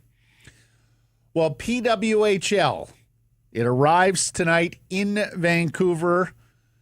Those of you on visual platforms, that was the scene this morning. Morning skate, players trickling out onto the ice surface. There's your refurbished Pacific Coliseum, Blake, with the huge Goldeneyes logo at center ice. As mentioned, it's going to be a sellout tonight. Vibes will be high. The expansion cousins and geographic rivals, the Seattle Torrent, are in town. Goldeneyes naming their leadership group today. They'll be captained by defender Ashton Bell, assisted by Sarah Nurse and Claire Thomas. All of them, Thompson, sorry. All of them are Canadian Olympians. There's a number of British Columbian players on this team as well. Should be a big thrill playing at home for Surrey's Jen Gardner, North Vancouver's Hannah Miller, and others. And also a Canadian Olympian in goal, Emergence Mashmeyer. So it's a good-looking team. Everybody who knows this league says that Vancouver absolutely killed the expansion draft and free agency. And some are even upset about it. Some are even thinking, like, I think Ottawa got pilfered by both Seattle and Vancouver. Like, I think the rest of the teams are a little bit upset as to how, like, these are, road paved with gold. It works here too. Don't taunt me, Blake. It works here too. The Goldeneyes certainly have been given a long runway to succeed here, and I don't think it's tonight because the vibes are going to be great no matter win or lose. But you don't have 82 games here. It's a short season. There's going to be some pressure pretty soon on the Goldeneyes to live up to all these preseason expectations because everybody is saying this is the best team in the PWHL on paper. Road paved with gold. Old joke from our show many years ago. Someone get Ferraro on the line. The game is on TSN tonight, and most of the games will be televised across a fleet of channels. It's going to be a check your local listings exercise, but the good news is you are going to be able to follow this team on television. If you can't get into the building, if they become too tough a ticket, we'll see where ticket sales go after the big. I can't wait to see what the Coliseum looks like on TV. I mean, amazing. Whitecaps 2026 schedule was released yesterday, and well, we knew it would be onerous. We knew it would be exceptional, irregular, choose your adjective, because of BC Place being a World Cup venue and the Whitecaps losing access to their home pitch. Well, we got the final word yesterday. They'll be gone from BC Place for 3 months to accommodate the World Cup. They'll play May on the road as the stadium gets fitted with grass, then 3 more road games coming out of the World Cup as the stadium is returned to its regular digs. So it's going to be 8 straight road games for the Caps after playing 8 of their first 9 at home, because you got to make up those home games somewhere, right? The MLS campaign begins for the Whitecaps on February 21st with the home opener versus Real Salt Lake. The season will go until November 7th because of we the will World have just Cup. been completing the regular season, basically, where we are right now. Now, I don't know this. We'll have to put this on E's and O's for now. I don't think there would be a November international window in a World Cup season. So I think you can end that season November the 7th and jump right into the playoffs. And if that's the case, Matt, you're not really far behind schedule then. Right. Yeah, because you're not losing the 2 weeks. You're not losing the 2 weeks. So we'll have to check into that to make sure, because if there is, my goodness, you're really far behind. Then you're playing MLS Cup on Christmas. Yeah, exactly. So hopefully, I would assume that's the case. There's no window there. We should also mention they have qualified for CONCACAF Champions League, so there will be home matches before this MLS potentially season both opener on legs are February done. 21st. There is an avenue to which the first and second leg of their Champions Cup, their whatever it is, the round of 16 version, is done before even the first league game. So that would be nice. Let me just illustrate it here for everybody. Yeah. They play Colorado on April 25th at BC Place. Their next home game is August 1st versus LAFC. It's crazy. And you've got to make hay in these home games. Just think, everybody else is playing a pretty normal schedule. There's obviously there's a third of the league that's playing in World Cup venues, but a lot of them don't have to turn over grass. So the Whitecaps are unique in the first third of the season here in that they have no travel. They're just sitting pretty. Training is on their own schedule. Like, you've got to be great in those 9 matches. And then when they do travel, I looked at the schedule, and the MLS has done them a relative solid here in that a lot of the games can be combined into one trip. You're into Texas to play FC Dallas and Houston back-to-back. So you could stay in Dallas for 4 days and play the 2 matches. Into California, you can play 2 matches, that sort of thing. So, I mean, they've done it the best that they can, but it really puts the onus on those first 9 games. You've got to get 7 wins, you'd hope, out of those 9 games. Yeah, the only roadie is at Portland. It's not even onerous travel. No, the only roadie exactly. in the first 9 on March 7th. That's their first and lone road game till May 2nd. So 2 months between road games. It's crazy. No Messi next season either. Inter Miami not scheduled to play in Vancouver. The Gospel of Thomas Muller is getting told far and wide this week. Feature story from MLS insider Tom Bogert in The Athletic. 8 goals in 8 games, 11 goal contributions. We told you last week that he's never lost to LAFC's Sonny at the club level, only at the international level. Actually, at the World Cup. And Blake, we've done this with every playoff game to date, and we sadly have to continue doing so because LAFC is back, and some of us remember 2 years ago when that referee literally made himself part of the proceedings on that one goal. Play. Much Nice to the play. outrage of 30,000 at BC Place and then head coach Vanni Sartini. So, the referee for this match is Rubio Vazquez. And This what is the guy do we that think of his work? This is the guy that looks like Doug from The Hangover, like spitting image for the kidnapped guy in every episode of The Hangover. Like it's doppelgangers. Most recently, you remember Rubio Vazquez. He just did the Canada-Venezuela match. Oh. With the 2 red cards early. Yes. Is he red card happy, him? So lately, he's been very well behaved outside of that international fiasco with Venezuela and Canada. He's only called 1 red card in the last 7 league matches that he's officiated, and the yellows doled out pretty modest, like 2 on each side, maybe 2 and 3 on each side, sort of thing. So the last 7 matches, totally fine. The middle part of his schedule in Major League Soccer, he went 11 matches with 10 PKs. Oh, man. Has he done a lot of Caps matches? I see 1 in the final third of the season. It was the game versus Houston, in which Houston got a penalty, 4 yellows for the Whitecaps, 5 yellows for Houston. So he was pretty active in that one as well. Was.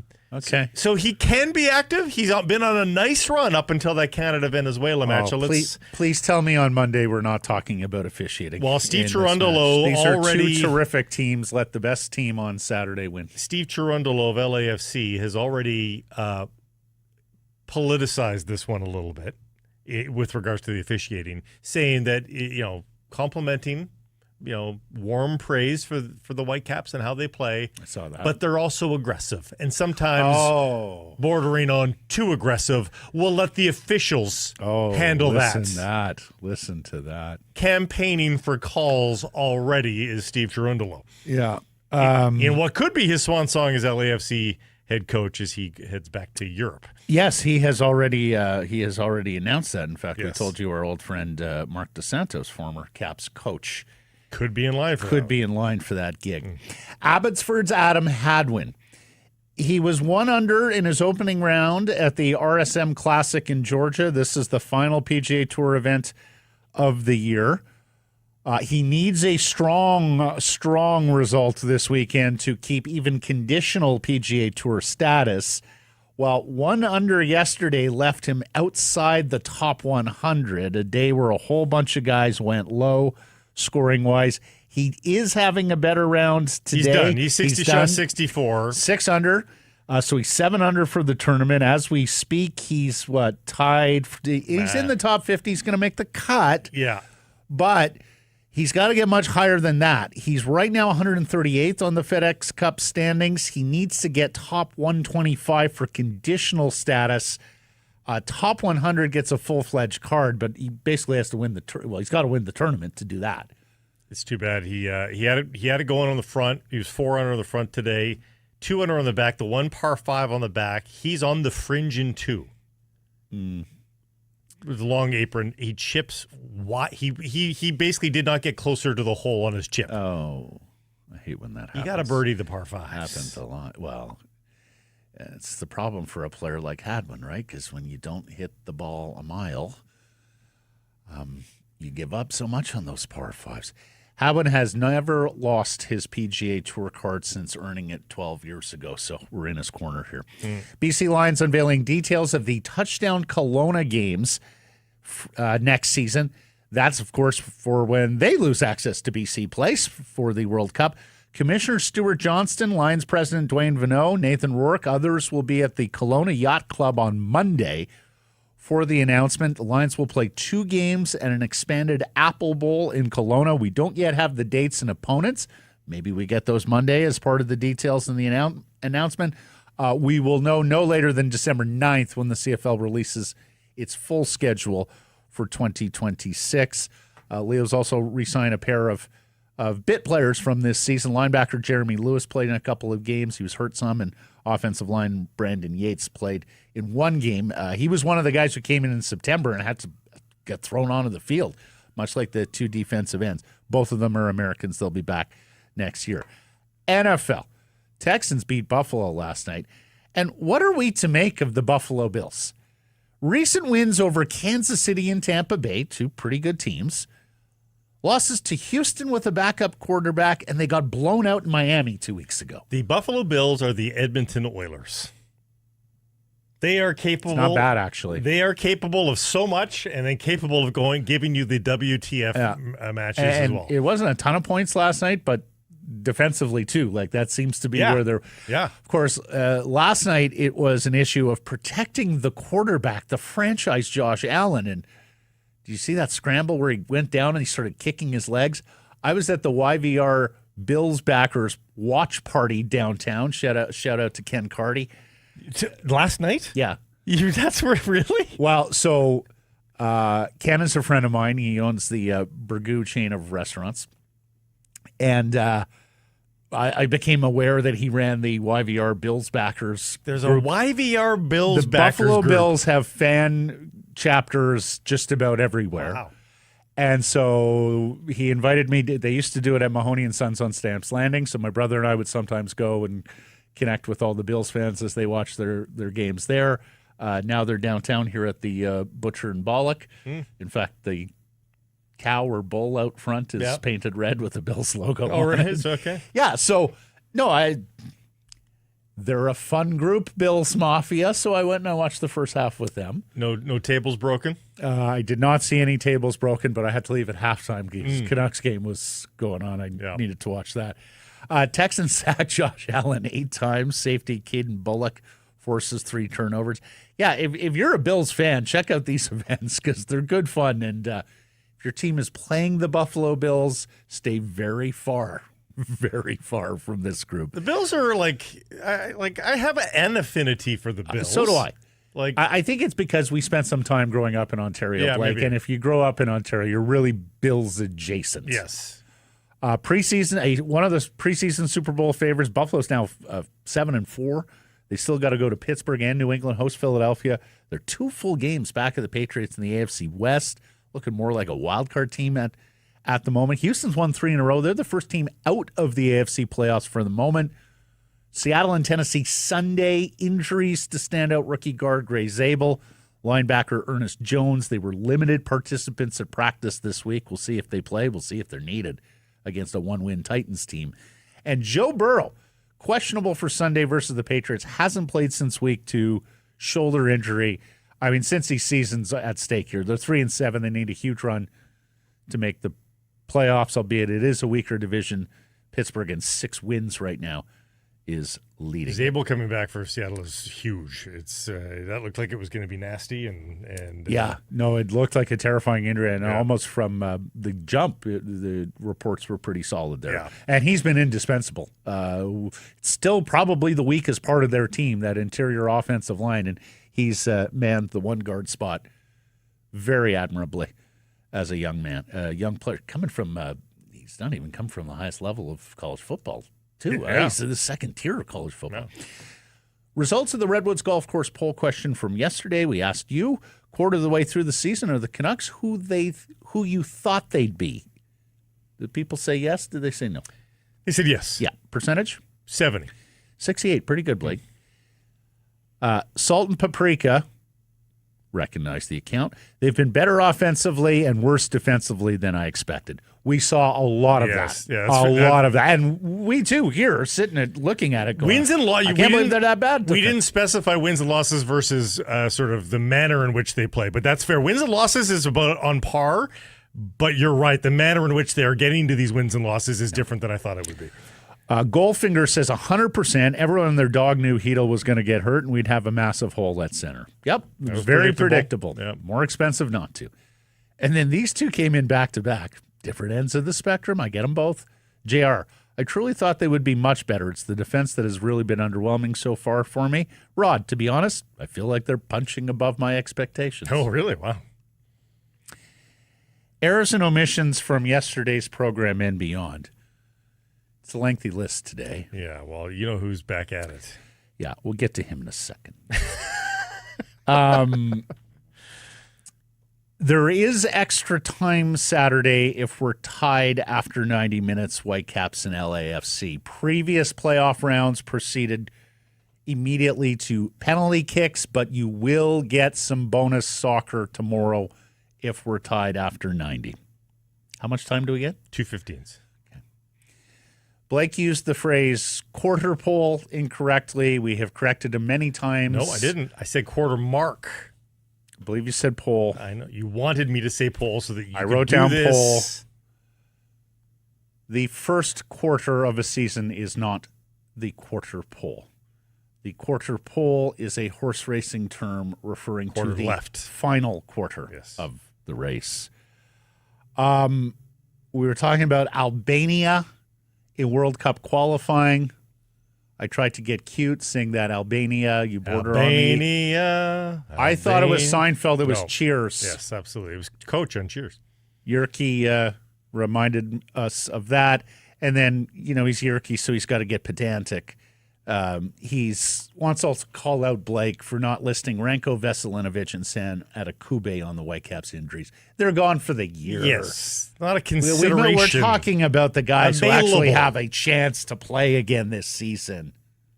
You know it's Yerke, you know that it's bad when he's defending me on Izanos. You know that that's bad. Typically, I'd be in your corner, Yes. Yerke.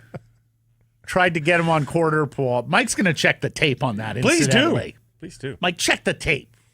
It's not tape anymore, but you know what I mean. Thanks for joining us, everybody.